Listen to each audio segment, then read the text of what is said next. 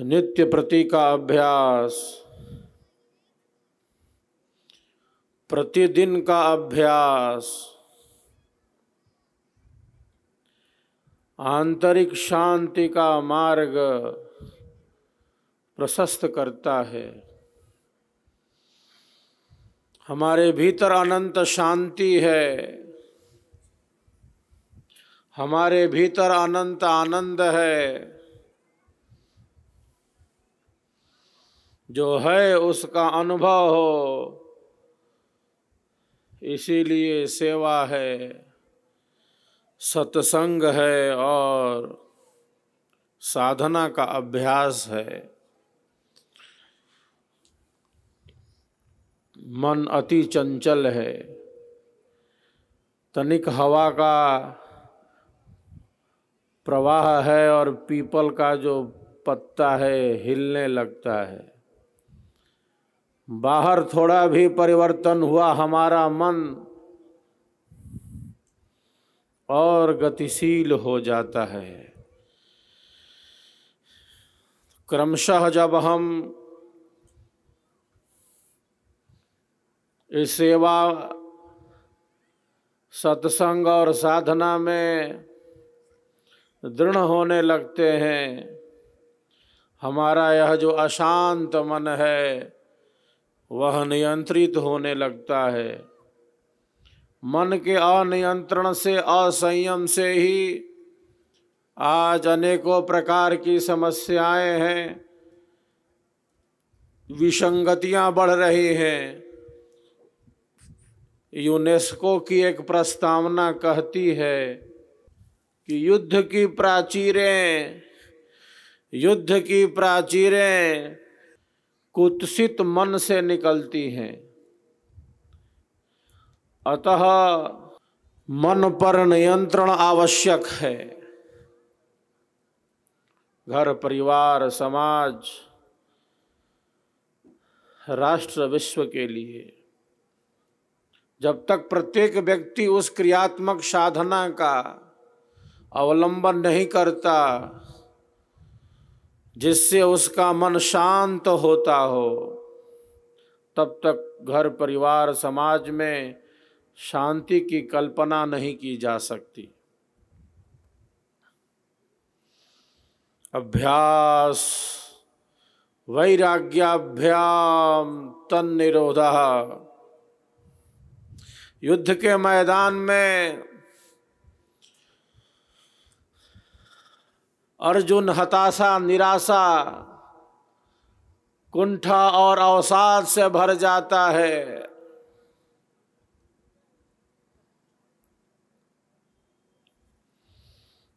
उसकी हताशा को, उसकी निराशा को, उसकी कुंठा को, उसके अवसाद को दूर करने के लिए युद्ध की भूमि में, जहां दो सेनाएं एक दूसरे से युद्ध के लिए तत्पर हैं, ब्रह्म विद्या का ज्ञान दिया जाता है, ब्रह्म विद्या का उपदेश दिया जाता है।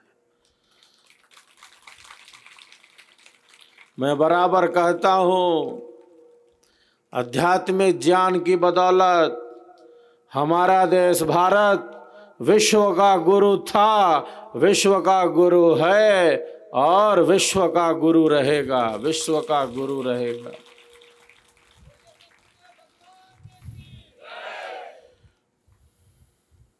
हम विचार करें, युद्ध की भूमि में दिया गया यह ज्ञान अर्जुन की हताशा, निराशा, कुंठा, अवसाद को दूर करने में उपयोगी हुआ। आज से 5,500 साल पहले वह ज्ञान, ब्रह्म विद्या का वह ज्ञान पहले से कहीं ज्यादा उपयोगी आज के समय में है, क्योंकि अनियंत्रण बढ़ रहा है, असंयम बढ़ रहा है, अस्थिरता बढ़ रही है, अशांति बढ़ रही है। एक शांत व्यक्ति, एक साधक दूसरों को भी शांति का ही संदेश देता है। हमारे अंतःकरण का प्रभाव दूसरों पर पड़ता है। जैसा हमारा अंतःकरण है, जिस प्रकार हमारे मन की स्थिति है, बुद्धि की स्थिति है, उसी तरह की तरंगें तो प्रभावित हो रही हैं। तो अंतःकरण की शुद्धि का यह पथ है, आंतरिक शुचिता का यह पथ है। योगीराज युद्ध भूमि में अर्जुन को इसी ब्रह्म विद्या का उपदेश करते हैं। प्रत्येक अध्याय के अंत में लिखा है, इति श्रीमद् भगवत गीता उपनिषत्सु ब्रह्म विद्यायाम योग शास्त्रे श्री कृष्णार्जुन संवादे अमुक अध्याय। ये गीता क्या है? सुपनिषद है। गुरु के समीप बैठना, सत्संग करना, अपनी जिज्ञासाओं का समाधान कर लेना, हमारे देश की उपनिषदें ऐसी ही बनी हैं। विश्व के बुद्धिजीवी, चिंतक, विचारक इसकी गाथा गाते। अर्जुन हताशा, निराशा, कुंठा, अवसाद में भर जाता है। बोलता है, हे योगीराज, मन को रोकना तो वैसे ही कठिन है जैसे कोई कहे कि मैंने हवा को रोक लिया है। चंचलम ही मनः कृष्णा प्रमाथि बलवदृढ़ं तस्याहम निग्रहं मन्ये वायोरिव सुदुष्करम। ऐसा कठिन है जैसे कोई कहे कि मैंने हवा को रोक लिया है। ये कौन अर्जुन है जो कह रहा है कि बड़ा कठिन है? ये वही अर्जुन है, ये वही अर्जुन है जो बाल्यकाल में कहता, इतना एकाग्र था अर्जुन, जो बाल्यकाल में कहता, गुरुवर मुझे केवल चिड़िया की आंख दिखलाई दे रही है। किसी को पेड़ में पत्ते लगे दिख रहे हैं, फूल दिख रहे हैं, फल दिख रहे हैं, डालियां दिख रही हैं। अर्जुन बाल्यकाल से ही इतना एकाग्र था, वह बोलता, गुरुवर मुझे केवल चिड़िया की आंख दिखलाई दे रही। वह अर्जुन बोलता है कि बड़ा चंचल है। कोई भी तो नहीं कह रहा, कोई भी तो नहीं कह रहा है कि बड़ा चंचल है। अर्जुन बोल रहा है। जीवन हताशा, निराशा, कुंठा, अवसाद में न घिर जाए, जीवन आनंददायी बने। जीवन आनंददायी बने, क्योंकि जीवन का जो आधार, जीवन का आधार जो परमात्मा है, वो आनंद से ही परिपूर्ण है, आनंद से ही परिपूर्ण है।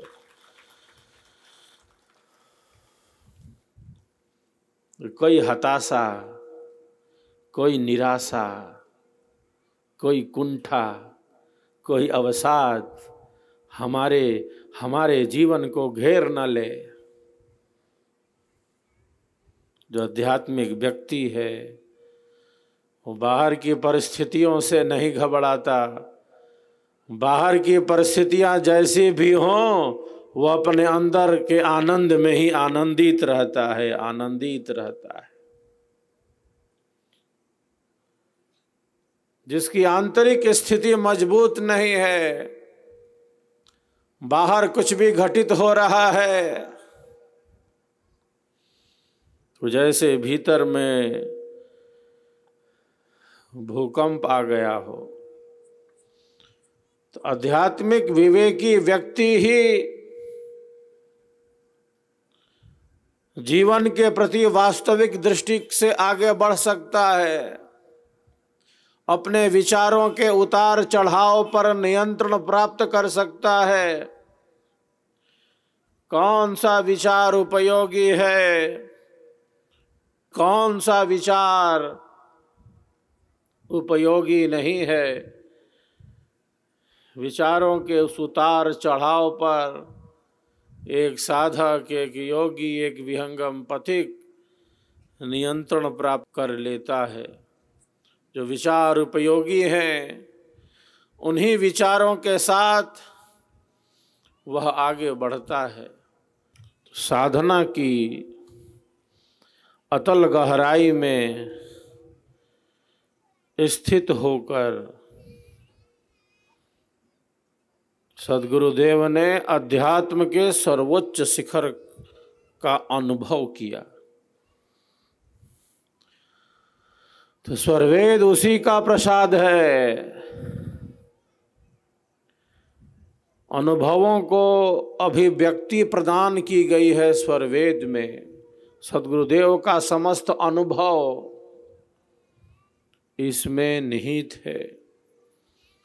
जो विहंगम योगी हैं इसका अनुभव करते हैं।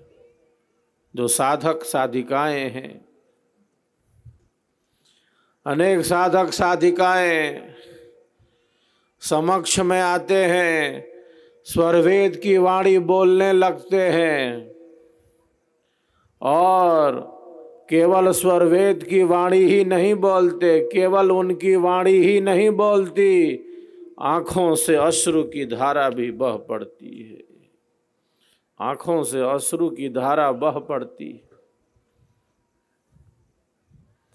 जिसकी पहुंच आंतरिक है, जो आत्मा को छूता है, वो सद्गुरुदेव का स्वरवेद होता है, जो सोई हुई शक्ति को जगा देता है। जो हरा पेड़ है, जो हरा पेड़ है वो जानता है कि सावन की रिमझिम फुहारें क्या होती हैं। जो शिष्य है, जो साधक है, जो विहंगम योगी है, उसको पता है कि सद्गुरुदेव का स्वरवेद क्या होता है।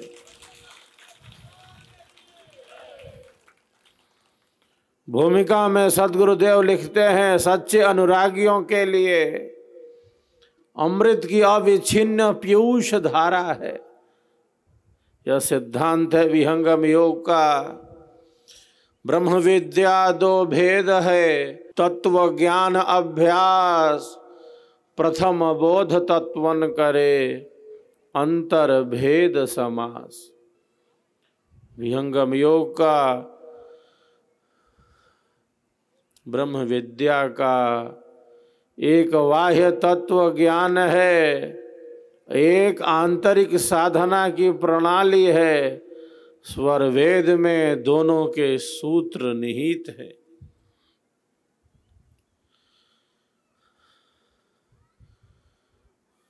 स्वरवेद के स्वाध्याय से हमारे शुभ संस्कारों का उदय होता है, अशुभ संस्कार नष्ट होने लगते हैं। जो मानसिक विकार हैं वे नष्ट होते हैं। जो अंतःकरण के विकार हैं, सत्संगति से, स्वरवेद की संगति से, सद्गुरु के ज्ञान विज्ञान की संगति से जो अंतःकरण में मल है वह नष्ट होने लगता है। जो अंतःकरण में विकार उत्पन्न हैं, जो अंतःकरण में विकार जमा हो गए हैं, मन में, बुद्धि में, चित्त में, ये सारे विकार नष्ट होने लगते हैं। और हम हैं क्या, इस दिशा में हम आगे बढ़ते हैं। तो हमारे भीतर है अनंत शक्ति, हमारे भीतर है अनंत शांति, क्योंकि हमारे भीतर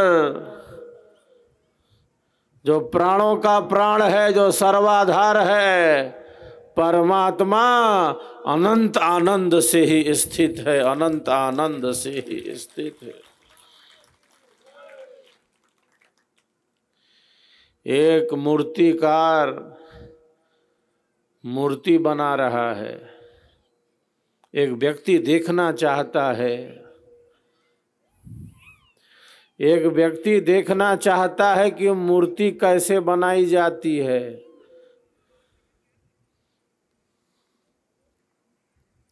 वो पहुंच जाता है मूर्तिकार के पास।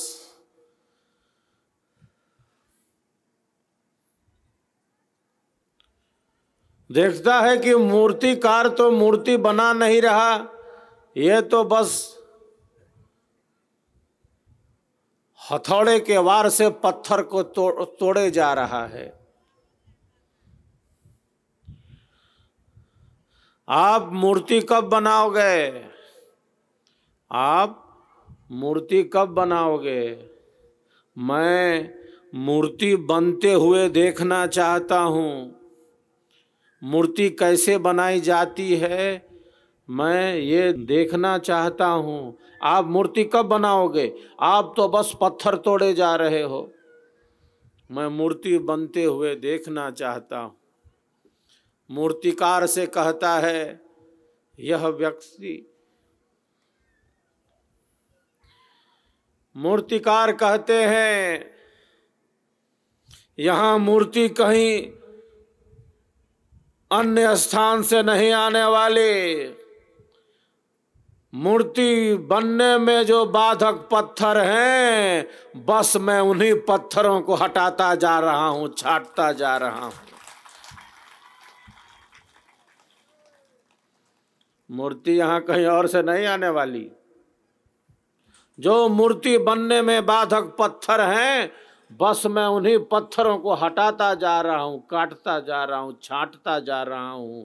मूर्ति इसी में से प्रकट हो जाएगी, मूर्ति इसी में से प्रकट हो जाएगी। मूर्ति कहीं बाहर से नहीं आने वाली। हमारे जो हीन विचार हैं, हमारे जो अनियंत्रित विचार हैं, हमारी शक्ति को जैसे नष्ट किए जा रहे हैं। हमारे भीतर है अनंत शक्ति, लेकिन हमारे जो अनियंत्रित विचार हैं, हमारे जो हीन विचार हैं, हमारे जो कुत्सित विचार हैं, हमारी आत्मिक शक्ति का जैसे दोहन कर रहे हो। विचारवान ही इस पर निर्णय करता है। जो अयोगी विचार हैं, जो अनुपयोगी विचार हैं, उनको वह देख लेता है। जो विचारों को देखता है, जो विचारों को पहचान लेता है, वही अशुभ विचारों से, अयोगी विचारों से, अनुपयोगी विचारों से, नकारात्मक विचारों से, हीन विचारों से अपने को दूर कर लेता है। और जो सकारात्मक विचार हैं, उपयोगी विचार हैं, उन्हीं विचारों के साथ आगे बढ़ता है। तो विचारों का यह प्रवाह है जो निरंतर गतिमान है। हमारे वैज्ञानिक कहते हैं एक व्यक्ति एक दिन में 60,000 विचार करता है। और कौन सा विचार उपयोगी है, कौन सा विचार उपयोगी नहीं है, इस पर कौन निर्णय करेगा? जो विचारवान है वही विचारों को देखता है। प्रातः जागरण से लेकर रात्रि शयन तक कब कैसे विचार आए, कौन विचार उपयोगी थे, कौन विचार अनुपयोगी थे, इसका वह निर्णय करता है।